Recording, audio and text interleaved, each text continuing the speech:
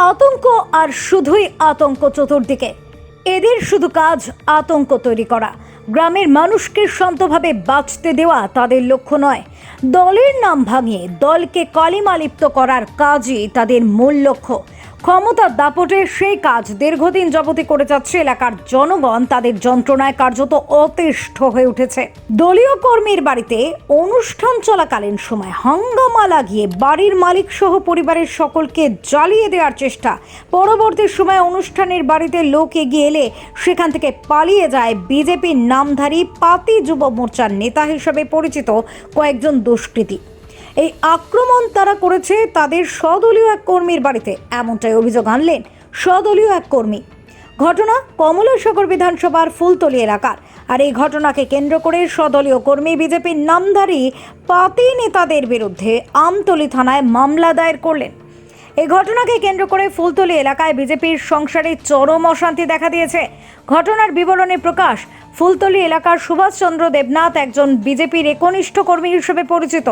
গত নির্বাচনেও তার ভালো ভূমিকা ছিল দলীয় কাজকর্মের ক্ষেত্রে, এমনকি এখনও রয়েছে। শুক্রবার রাত্রিবেলা এই সুভাষচন্দ্র দেবনাথের বাড়িতেই ছিল তার এক নাতির জন্মদিনের অনুষ্ঠান। দূর দূরান্ত থেকে অনেক আমন্ত্রিত মানুষ সে সময় তাদের বাড়িতে খাওয়া দাওয়া করছিলেন। ঠিক তখন রাত্রে 11টা।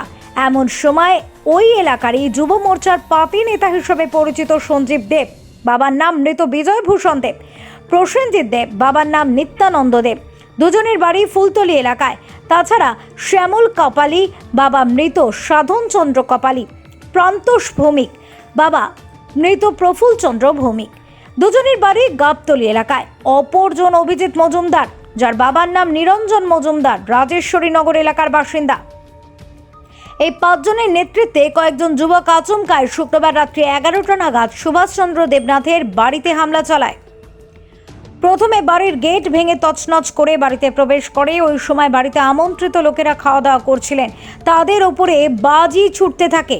মুহূর্তের মধ্যে আতঙ্ক তৈরি হয়, চিৎকার শুরু হয়ে যায়। তাদের উদ্দেশ্য ছিল সুভাষচন্দ্র দেবনাথের পরিবারের সকলকে জ্বালিয়ে দেয়া। অন্যদিকে কচি কাঁচা বাচ্চারা এদিক ওদিক ছুটতে শুরু করে। পাশের বাড়ির লোকজন দৌড়ে ছুটে আসে। এমন সময় সেই 5 জন পাতি নেতা সহ অন্যান্যরা সেখান থেকে পালিয়ে যায়।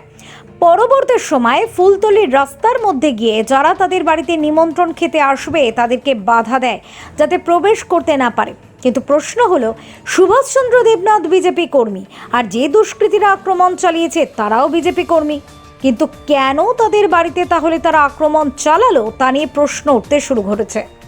এদিকে জানা যায়, কমলাসাগর বিধানসভায় বর্তমানে বিজেপি দীর্ঘদিন যাবৎ 2টি দলে বিভক্ত হয়ে আছে। কেউ রয়েছে দিদিমণির দলে, আবার কেউ রয়েছে মণ্ডলের দলে। আর এই বছর গত পঞ্চায়েত নির্বাচনে বিনা প্রতিদ্বন্দ্বিতায় জয়ী হয়েছে সবগুলি দিদির দেওয়া সদস্যরা। কিন্তু এক্ষেত্রে মণ্ডল নেতৃত্বরা তা মেনে নিতে পারছে না, যার মধ্যে সুভাষচন্দ্র দেবনাথ রয়েছেন মণ্ডলের দলে। হয়তো এই ক্ষেত্রে সে কারণেই তার উপর আক্রমণ চালিয়ে থাকতে পারেন দিদিমণির দলের লোকেরা। পরবর্তী সময় শনিবার সন্ধ্যাবেলা অভিযুক্ত 5 জনের বিরুদ্ধে আমতলী থানায় মামলা দায়ের করেন সুভাষচন্দ্র দেবনাথ সেই অভিযুক্ত 5 জনের বিরুদ্ধে। এখন দেখার বিষয় দল কিংবা প্রশাসন তাদের বিরুদ্ধে কোনো ভূমিকা নেয় কিনা। যদিও এই ঘটনাকে কেন্দ্র করে ওই এলাকায় ব্যাপক আতঙ্ক তৈরি হয়েছে। স্বাভাবিকভাবেই শাসক দলের গোষ্ঠী কোন্দল নিয়েও উঠছে প্রশ্ন। Bureau report, SD news media, Tripura.